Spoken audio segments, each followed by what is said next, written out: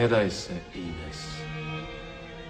Ne daj se godinama, moja Ines, drugčijim pokretima i navikama, jer još ti je soba topla, prijatna, raspored i rijetki predmeti. Imala si više ukusa od mene, tvoja soba divota, gazdarica ti je u bolnici.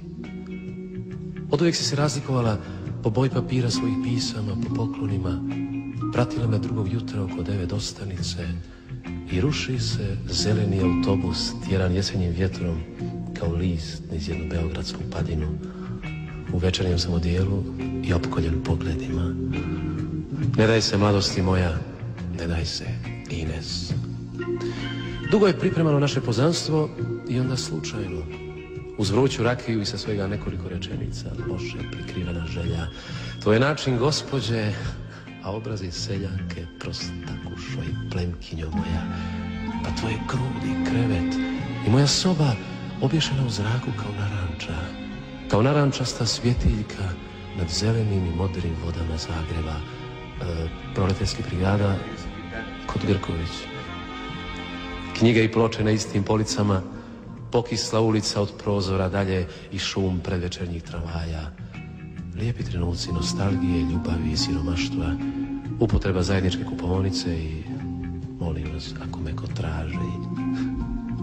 Ne daj se, mladosti moja, ne daj se, Ines. Evo me ustajem, tek da okrenem ploču. Da li je to nepristojno u ovakvom času? Mozart, Requiem, Agnus Dei. Meni je ipak najdraži početak. Raspolažem s još milionom nježnih i bezobraznih podataka naše mladosti, koja nas pred vlastitim očima vara i krade i napušta. Ne daj se, Ines, poderi pozivnicu, otkaži večeru, prevari muža odlazeći da se počešljaš u nekom boljem hotelu, dodirni me ispod stola koljenom, generacijo moja, ljubavnice.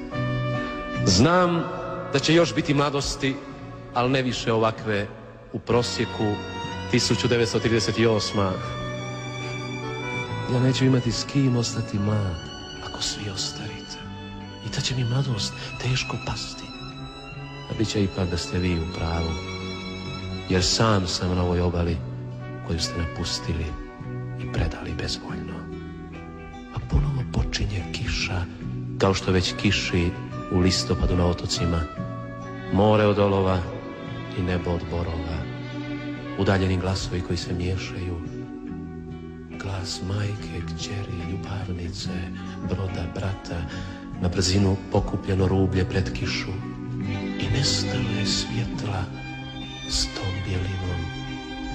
Još malo šetnje uz more i gotovo. Ne daj se, Ines.